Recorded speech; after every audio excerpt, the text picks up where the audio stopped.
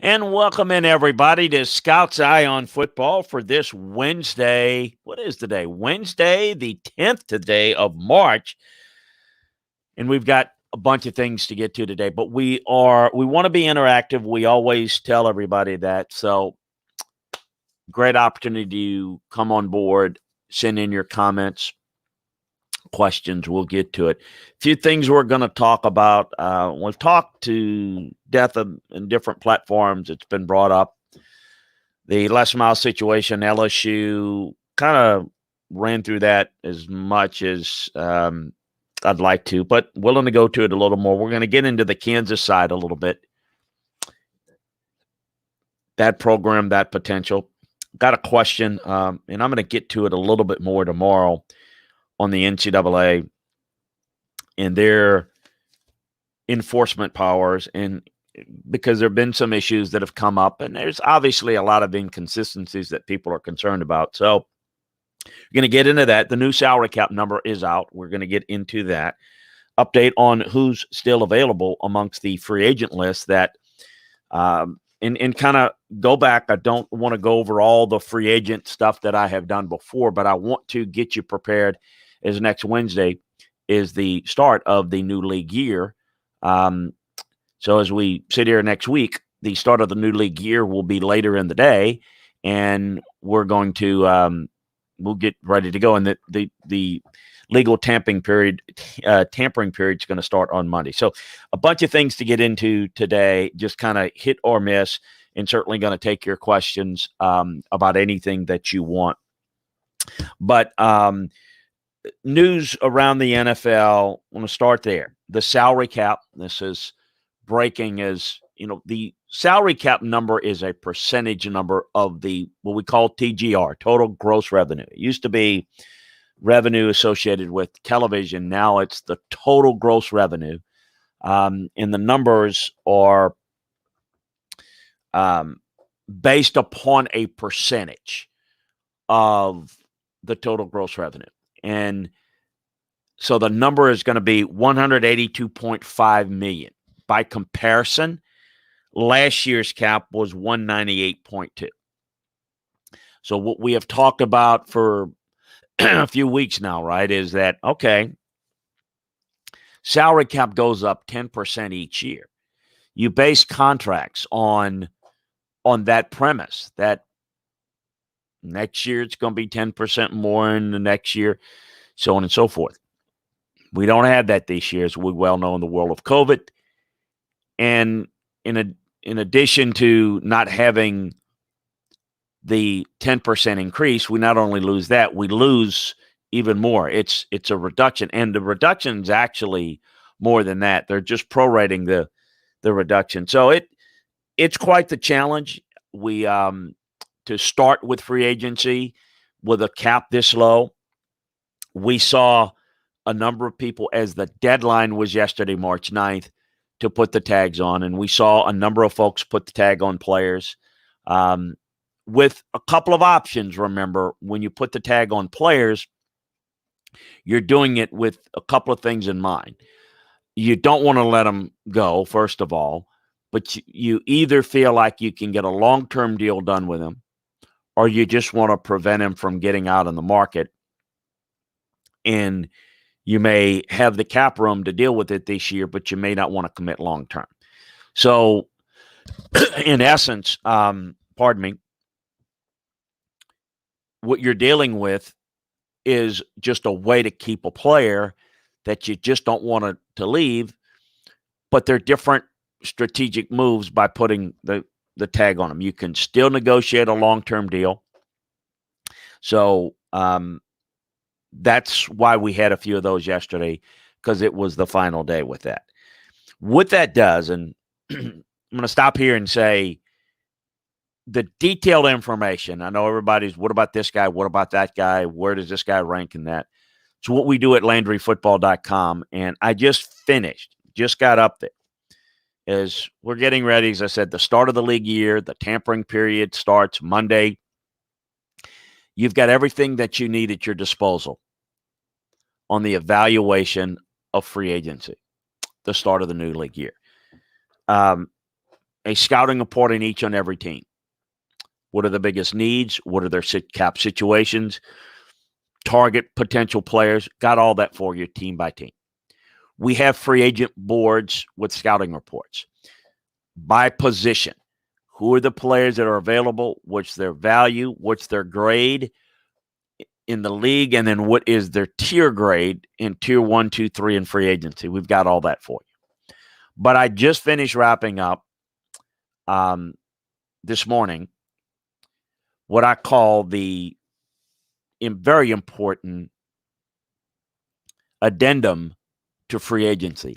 And that is the complete position by position grades of every player in the NFL. Why is that important? A, as we are in this period of free agency, draft, understand who are the best players at each position in the league and how they grade and what those grades mean. It helps you to understand from a comparative measure how to look at players in the draft. But more importantly, it is the addendum that you need to your draft board. What do I always say? The draft board is fluid. The free agent board. The free agent board is fluid. It's not like the draft board. So the next wave we could see is more guys getting released or not signed. Well, we know who the free agents to be are. And we now know if you don't use the tag, the likelihood, it's possible that a player the rest of this week or weekend could get re-signed, but it's more likely that it's somebody that's already been tagged that's re-signed by their current team. If you're this close to hitting the market next Wednesday, you probably are going to want to test the market. But it's still technically possible for a team to sign one of their current players. So that player could come off the market.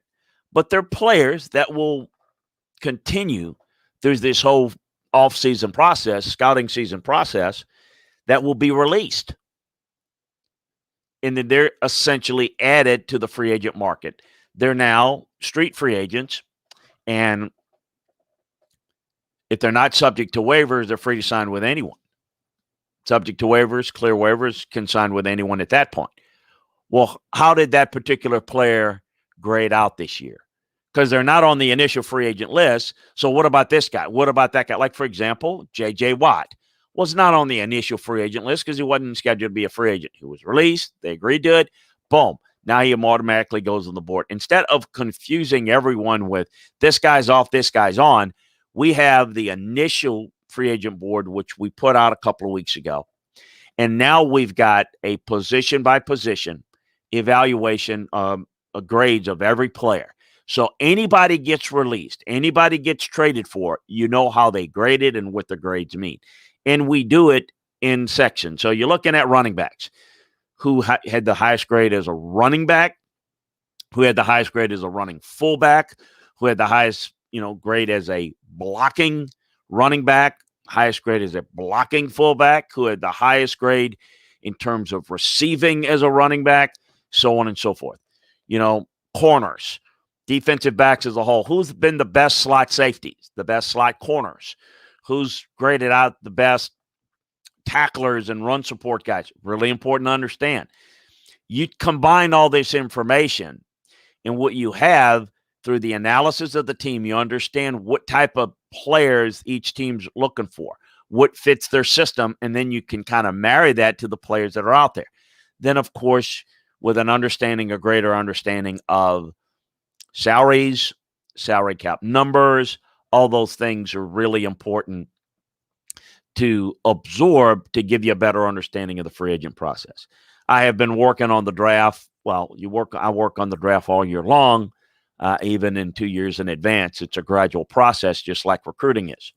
And so study these players since they came out of high school and obviously, furthered that on as we go.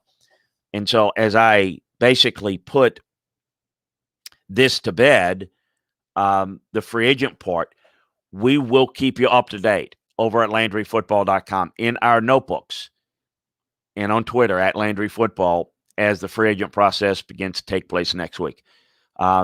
Virtual meetings, signings, what's the latest, potential offers. We're going to have all of that for you.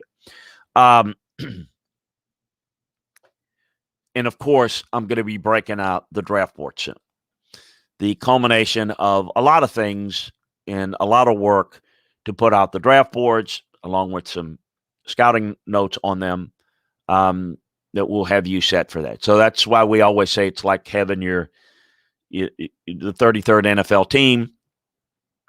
You have access to your own coaching and scouting department right here, to where we can provide things using the background that we have. So that's kind of what we have at Landry Football that you can take advantage of with the scouting season offer. I will mention that we're working on something that I think some of you are going to really like. So I've been looking at different ways. I constantly do how to make things better.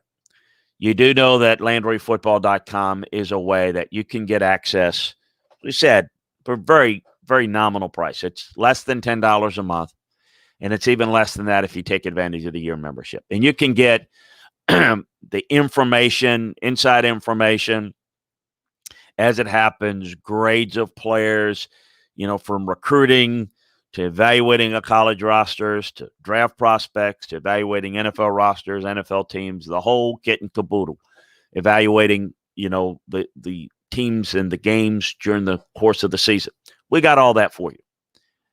But we are working on putting together a new addendum to this. And it's going to be the War Room newsletter. It's actually something that was in the books that we tabled in the past, and now's the right time, I think, to bring it out. The War Room newsletter is going to be in a very exclusive club. Things that I would not want to put out on the website or discuss here, but are really not salacious, personal, gossipy, National Enquirer type stuff. No. But things that could only know from firsthand information as it relates to football, recruiting, college football, the draft, free agency, NFL. That's what we're going to be able to provide for you in that exclusive. And if you want to be a member of that, basically you'll get the newsletter each week, and you'll have not only that, but access to where you can contact me for information, be it some sort of advice if you're into the fantasy stuff or what have you. We're going to be able to provide you a lot of stuff. Also, some detailed about, I'd like to know about this or that. Could you tell me that? And obviously, that's going to be, part of the club. We're not going to hold you to it, but, obviously, it's a club that we hope that you respect, that this is something that I would tell another friend in the business, and I'm giving you the chance to be a part of it. It'll be more expensive because it's going to be so exclusive. And again, it's going to come to you in an email once a week. It's not for everybody, but those of you that are really interested, we hope you give it a shot, try it for a while. We think you're going to like it. So we're excited about that. I'm going to get into some updated free agent notes, and I want to get into some other things. Kev Calargo says, got a couple of questions here. We always invite you to be in. Kev, thank you so much for your support and everything. Kev Calargo says, LSU is a great program, prize and deep tradition, but why does it seem administratively things are always a little loosey-goosey down in the bayou? Well, look, I been involved with a lot of programs, but obviously none more than LSU. As that's where I got my, it's where I went to school. It's my school, Syracuse or anybody else's school. You will find that a lot of programs, LSU is not the only one, but they're the one of note, the one of recent time that has a lot of politics. The thing about college athletics, as you well know,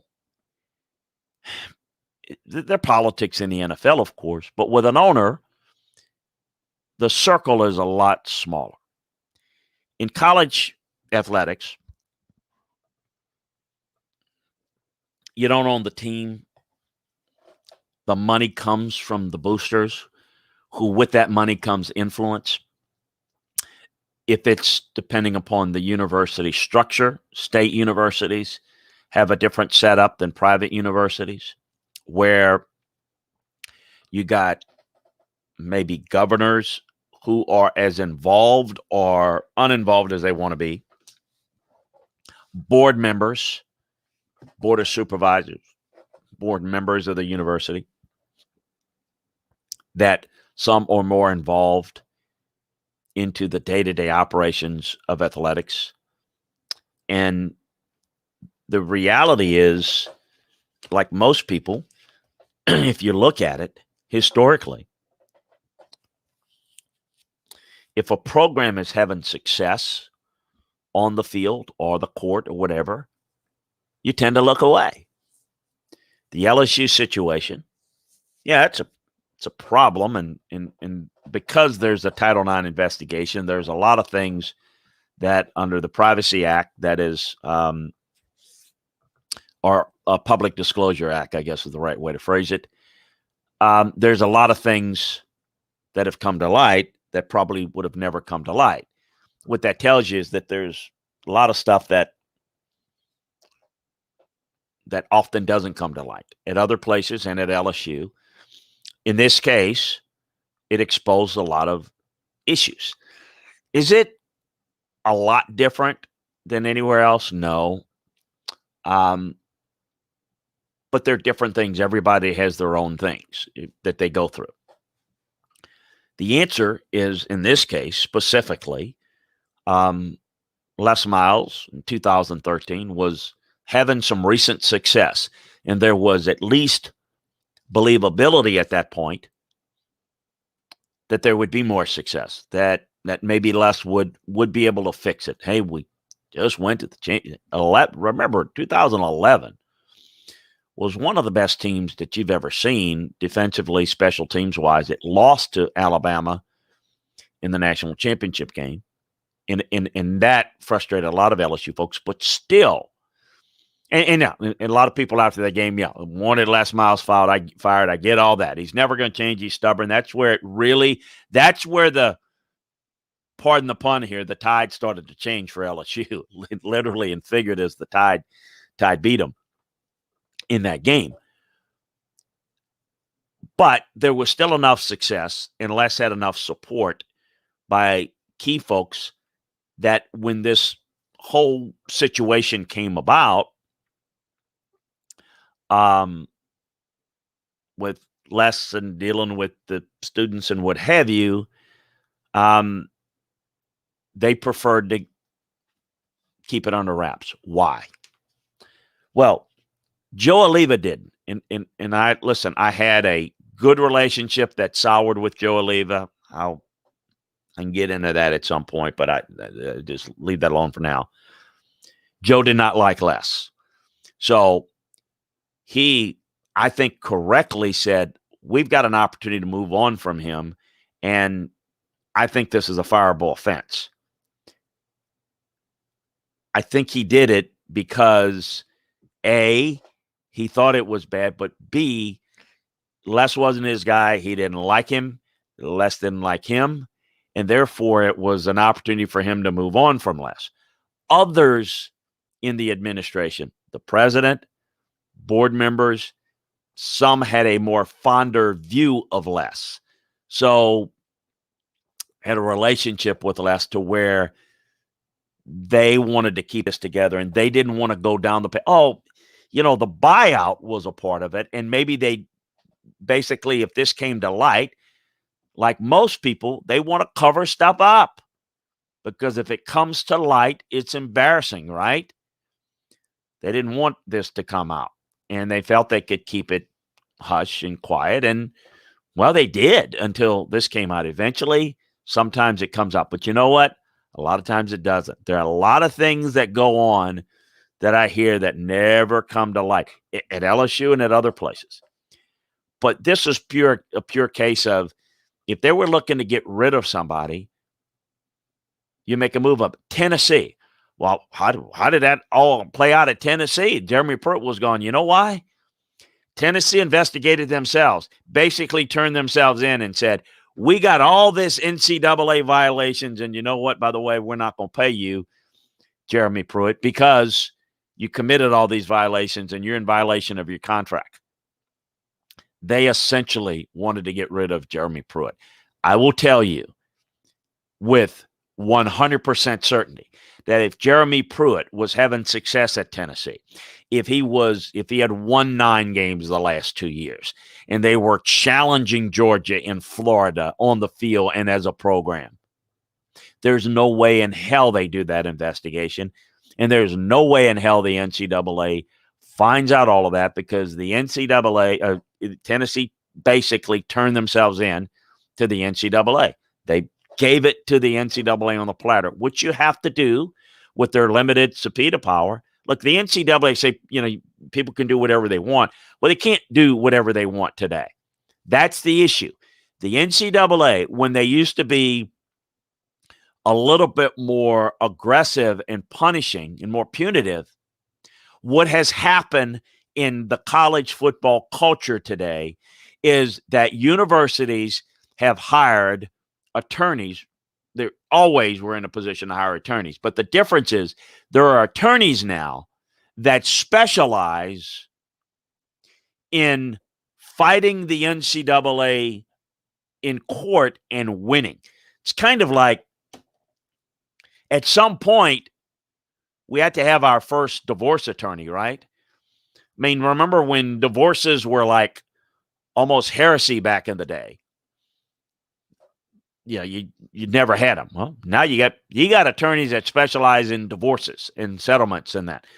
Well, we now have attorneys that specialize in eligibility for players, represent schools, and are very good at it, and have a lot of ways that they can attack the NCAA. So it is certainly the NCAA can, quote unquote, based upon what information they do have, and somewhat speculative, can say, we think you haven't reported this or that, and we're going to do that. And then the schools lawyer up,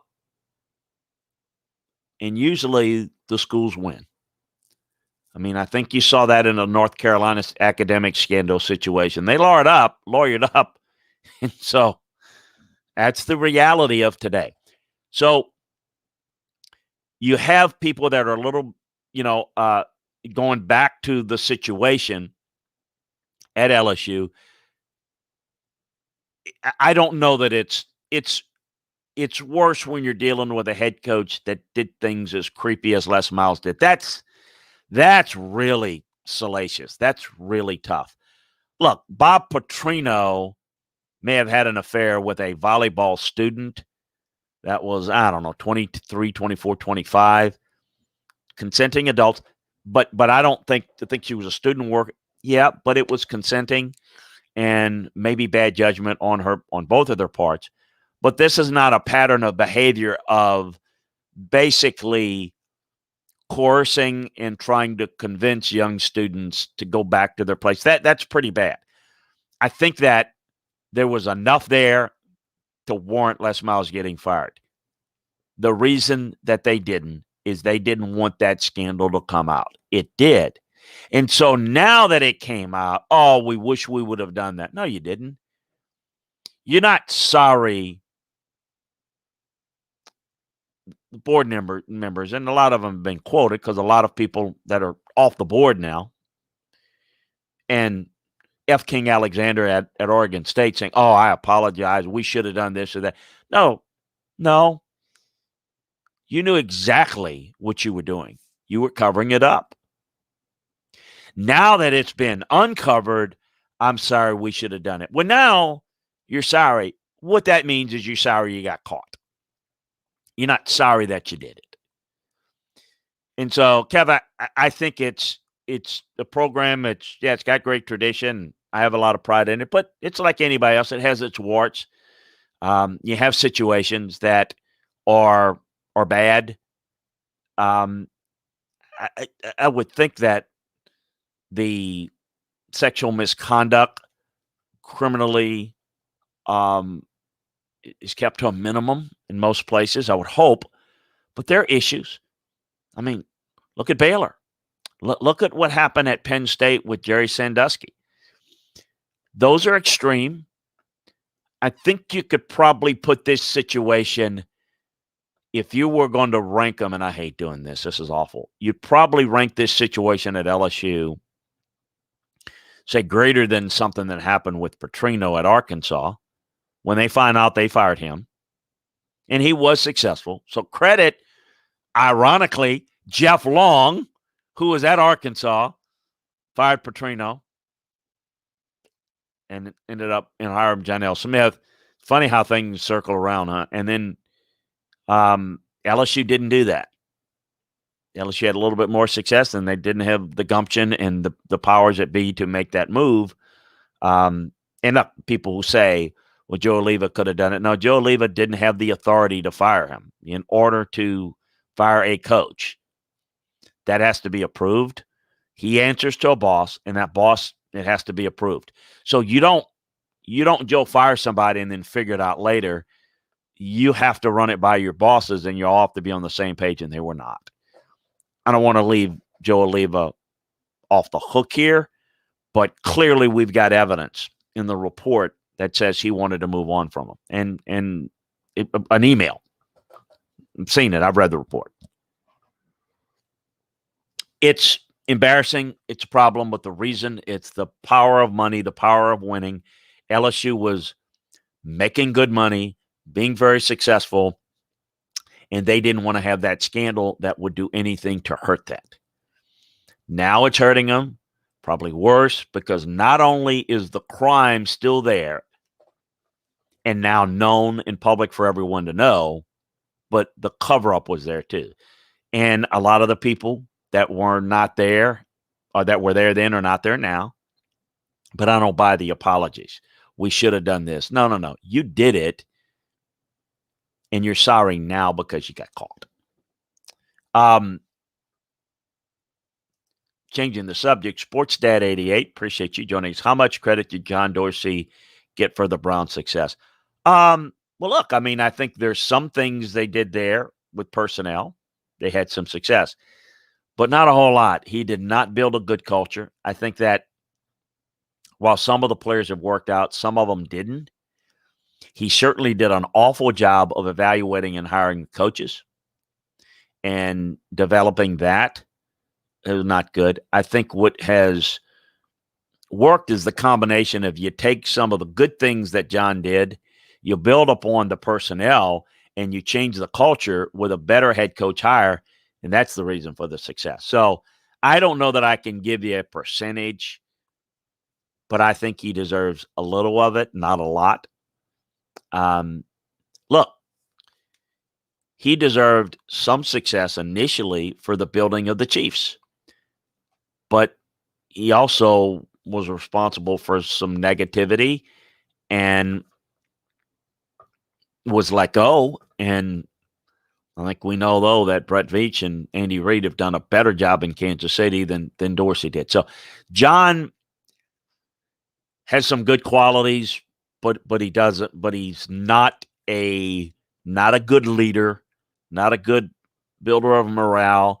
He has some eye for talent, but has very little concept of team building.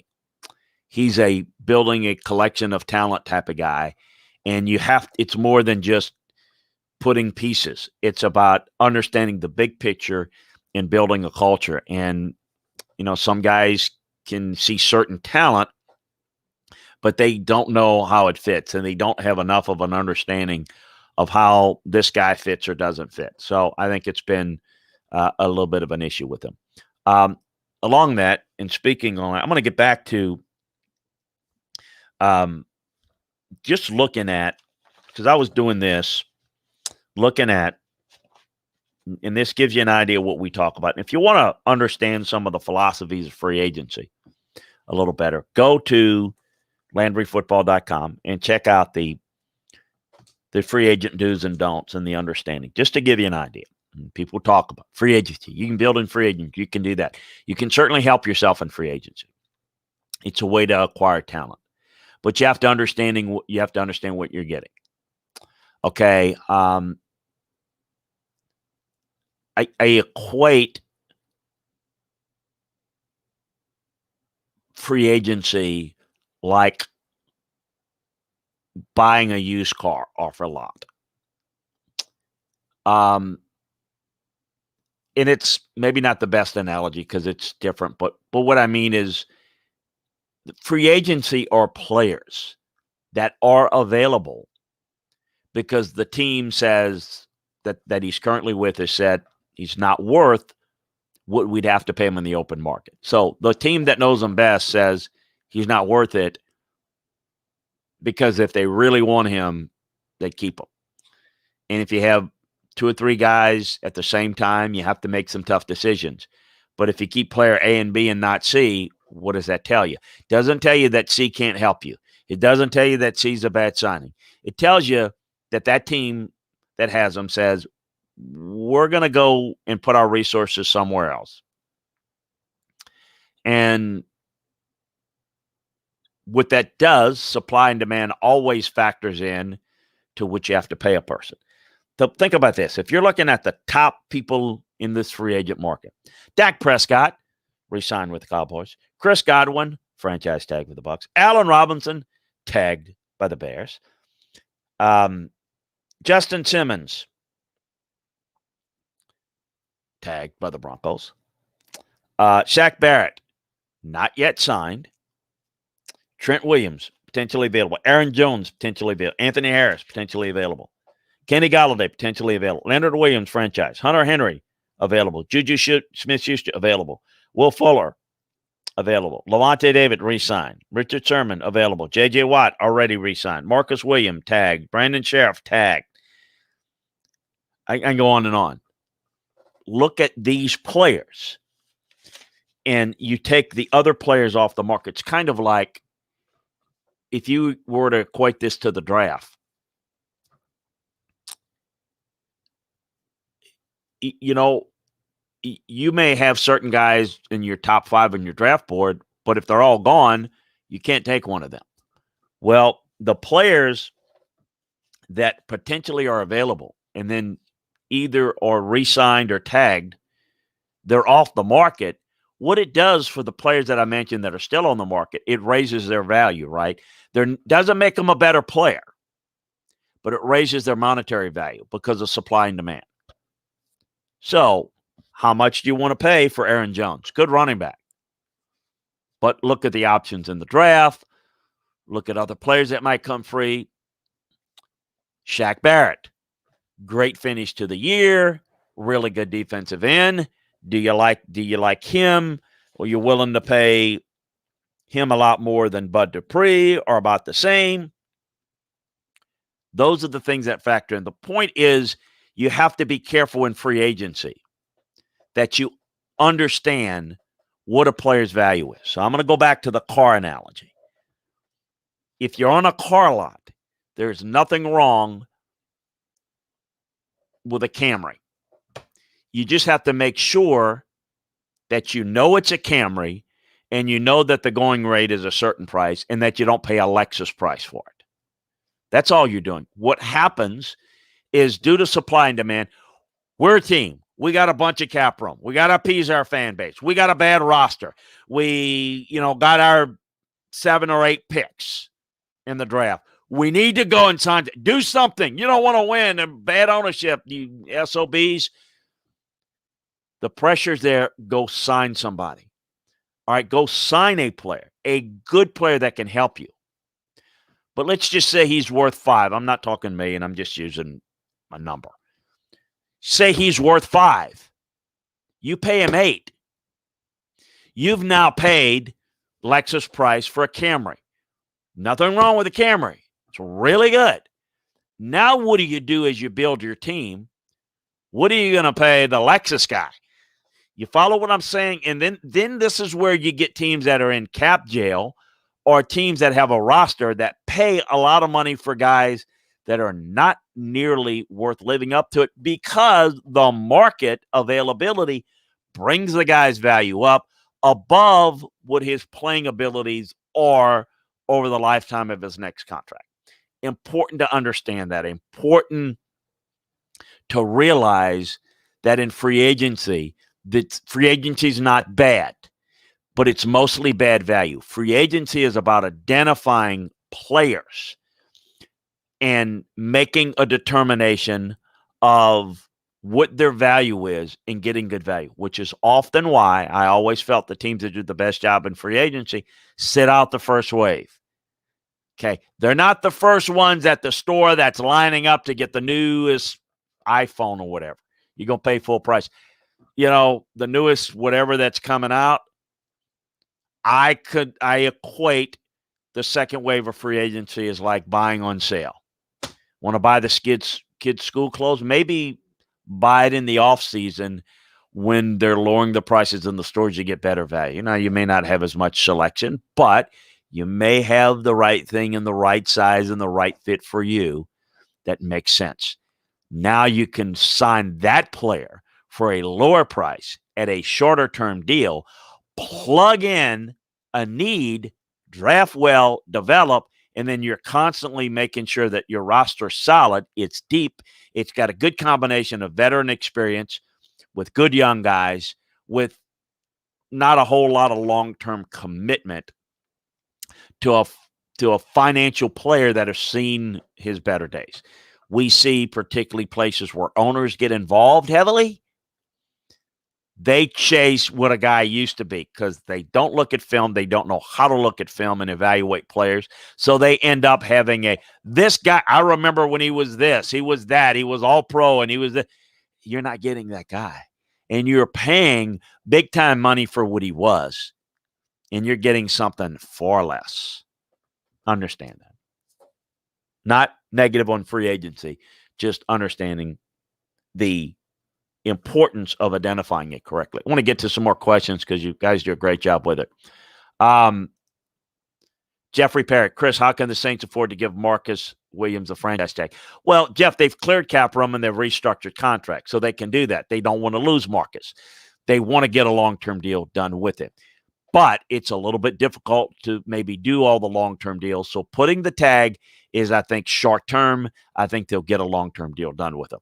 So as long as you have enough room for the start of the league year to be under the cap, to keep a player that you want, they're not going to keep him, I don't think, this year under this tag number. But the answer to your question is they've restructured other contracts. Cam Jordan was one of them. It's too valuable a player for them to lose them. Look, they're in a situation where they cannot lose all of their players. I think the good young ones, they've got to make sure that they keep. And I think this is one of them.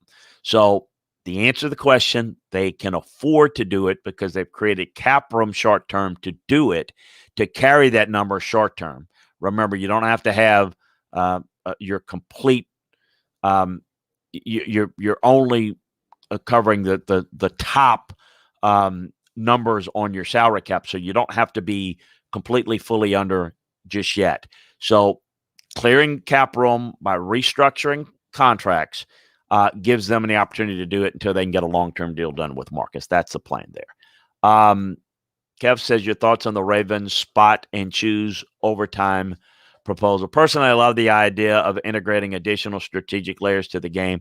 I haven't studied it enough. I don't know. And obviously, I heard about it.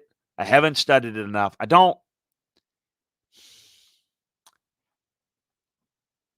My feeling, and I hesitate to say, my feeling is it's a little gimmicky.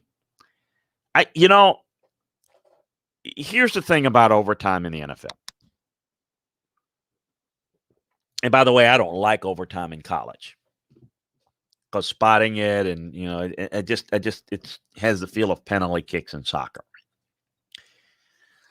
The overtime rule, and these are things that are byproducts of the game today, right? Like the overtime rule in the NFL was fine when we had a little bit more of a balanced game. And what I mean by balance is run and defense, and now everything is tailored to the offense. The rules and everything So it is easier to score. So the whole score first, you win, and the other team doesn't get the ball, that was really never an issue back in the day. That was never something that was brought up, but it's brought up now because you can score quickly. And I get it. If you're going to have a game in which it's going to be so tilted towards the offense in terms of rules, then I think the rules of overtime need to go with that. I'm not sure that I have the answer. I hate to criticize things if I don't have a better solution. I've always kind of felt like that the way to go might be in a form of extending a game, meaning it's the fourth quarter, score's tied at 24. I got the ball. It's first down. I'm at my own 40-yard line. It's 10 seconds to go in the game. 10 seconds ago, you at the 40-yard line, you're probably trying to throw a quick out and see if you can't kick a long field goal. Do that. But maybe, let's say, if you say you're at your own 20. You're probably running out the clock, kicking overtime, and you're starting over. I wonder sometimes if, all right, look, it's a tie game. It's 10 seconds left in the game. Why don't we just extend the game? Meaning, it's second down. You got the ball on the 35-yard line. Put 5 minutes on the clock. And, where you are, go with it. You got 5 minutes. You play 5 more minutes. Team goes down and scores. Game's not over. The other team, depending on if the team, if you add the 5 minutes to start the game, and I got the ball at my 35, and I use up 5 minutes and I score, I win the game. Defense, you got to get off the field. But if I score quickly and you got 2 minutes and 12 seconds left, the opponent, so you got it's not a sudden death. It's 2 minutes and 12 seconds left. The other team could come in and tie or win. They've got 2 minutes and 12 seconds to do whatever. It's not sudden death. It's an extension of the game. The other thing, look, I hate ties, but, and I know you're dealing with a lot of things here, but it's not the worst thing in the world in the regular season. Obviously, you got to have a solution, and I do think doing it for what you're going to do in postseason ought to mirror what you do in the regular season. But I've always been more inclined of continuing the game like another 5 minutes wherever you end the game. And then I think you need to have a plan. If it's tied after that, then I think you're dealing with a situation that maybe you back where you are, but in another 5 minutes may not solve the game. I get that. But you know what? I think you're in a position now where scoring is more prevalent, and more likely another 5 minutes won't solve the issue. Spot and choose what you're talking about. To me, it's a little too confusing.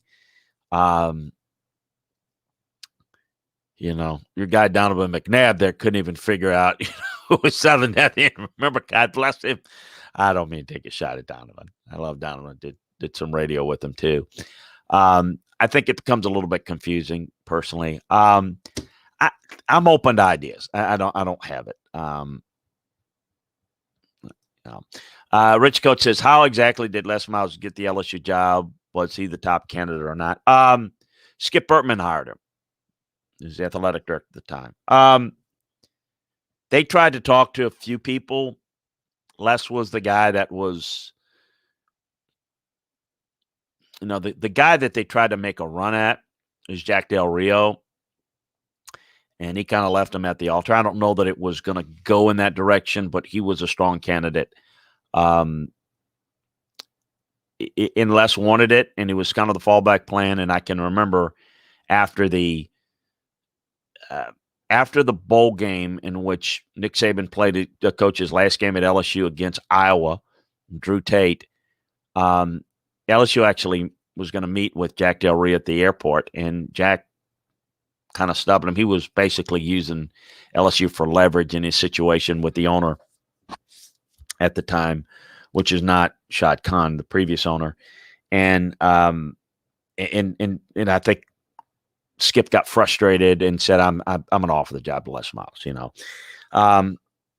There were situations, by the way, with hostesses at Oklahoma State when Les was there. In fact, there was a big report in Sports Illustrated about it. You can, I think, Google that somewhere down.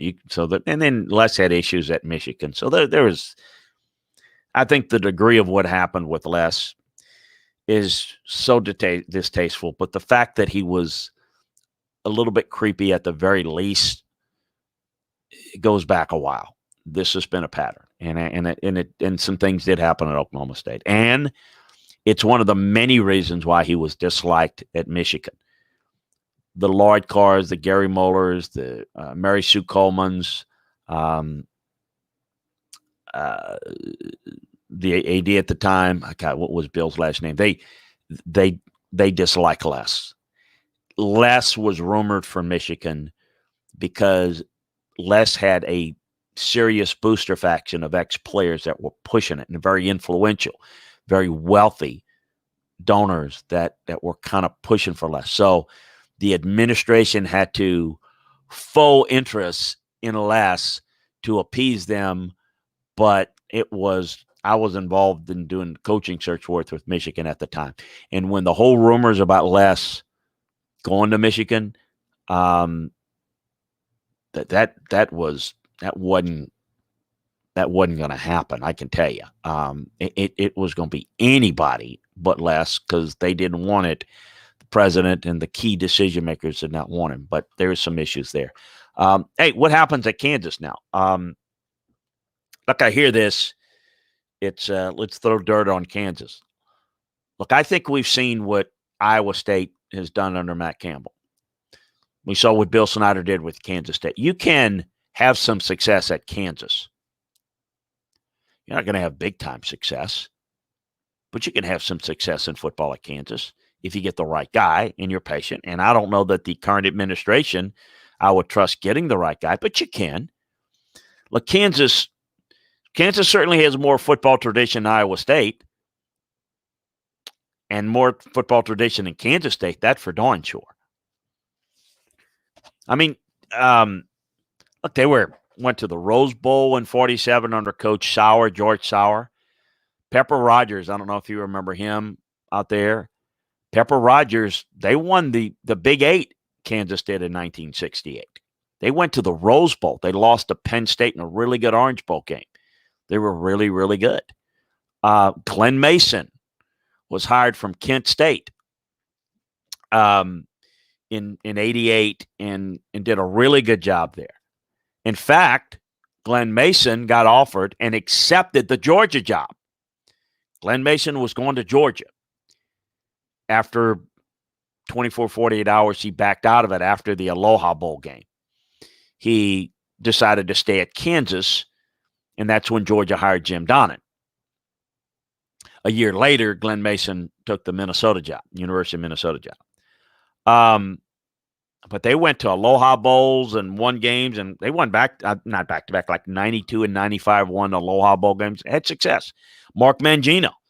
Look, I mean, Kansas was in the top 5. They were 12-1. Now, is that something going to happen regularly? Of course not.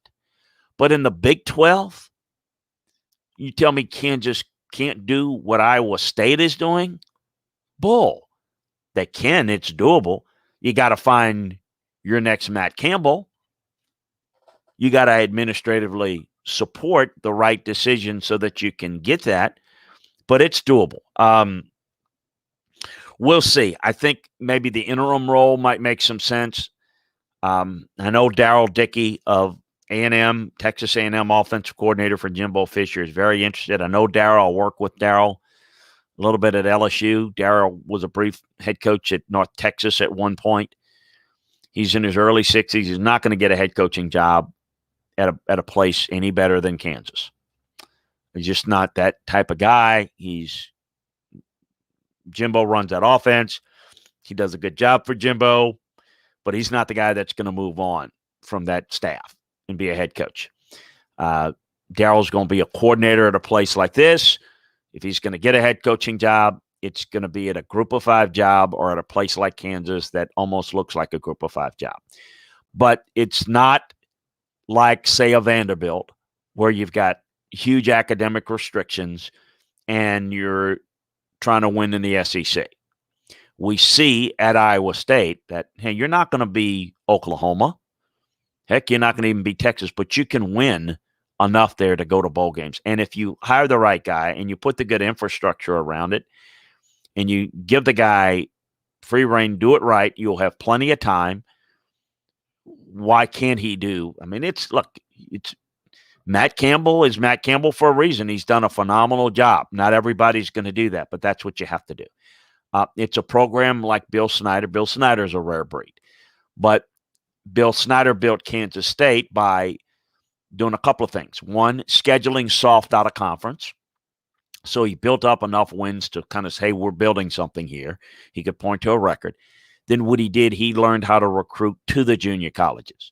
So he took the high school kids that were not academic qualifiers and he put them into the Jayhawk League schools. And then he brought them to Kansas State with a curriculum that could keep them eligible. And they became pretty decent. And then they were able to judiciously go and find, as they were building a program, maybe get into getting a skill position player. A Darren Sproles that was really talented, but was small, short. So the big schools didn't recruit him. He still could play. He identified those right type of guys, and he built a very, very good program. Kansas can do the same thing. You can do that. You have to do that from a junior college rank. And quite frankly, it's a little bit easier today than even what Bill Snyder had to do because you can use the transfer portal as a real recruiting tool.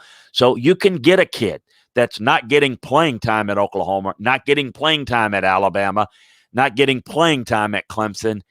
And you know what? Kansas might be, depending on where they're from and what they're looking to do, might be a real viable option. So you can add that.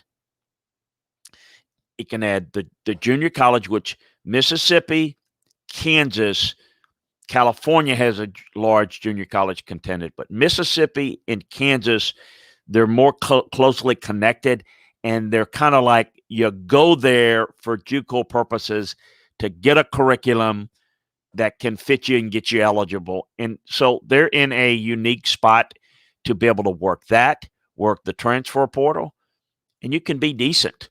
Look, there's nowhere to go but up. I mean, you win a game or two, man, you win 3 games over there, you might be a candidate for Coach of the Year. You could have 2-3 years. You could have a good 3 years, maybe 4, before earning a bowl bid and still be able to build something there that's respectable. Darrell Dickey is the son of Jim Dickey. Jim Dickey was a head coach at Kansas State back in the day, and Darrell Dickey was quarterback for his dad at Kansas State. So he's got a Kansas background, again, more with Kansas State, but he has a little bit of an understanding with it. And I don't know that that's the right move for Kansas personally. It'd be a good move for Darrell. Kansas should be able to get their act together in the next coaching cycle to hire the right guy. If they go and try to clean it up immediately, they're probably going to end up having to redo this again. I don't know if a Willie Fritz or a Sean Lewis or a Jeff Monken would want to do it right now, but I think they might have a chance of convincing somebody like that, maybe in the next hiring cycle. Hey, folks, we appreciate you joining us. We appreciate the questions from Kev and SportsStat, Jeff joining us, Rich Coates. Appreciate your questions and your involvement in the show. Check out LandryFootball.com. Check out that War Room newsletter when we get that up. That'll be up soon. We'll be back tomorrow for the Landry Football Podcast. I'm not quite sure where we're going to go. Got some ideas in mind, but we'll save that for tomorrow. You can join us in the comment section in the thread, and we'll get to your comments and questions on anything that you'd like to address. Check out the latest news and notes at LandryFootball.com. And again, check us in tomorrow and check us again next week for another edition of Scott's Eye on Football, part of LandryFootball.com. Take care, everybody.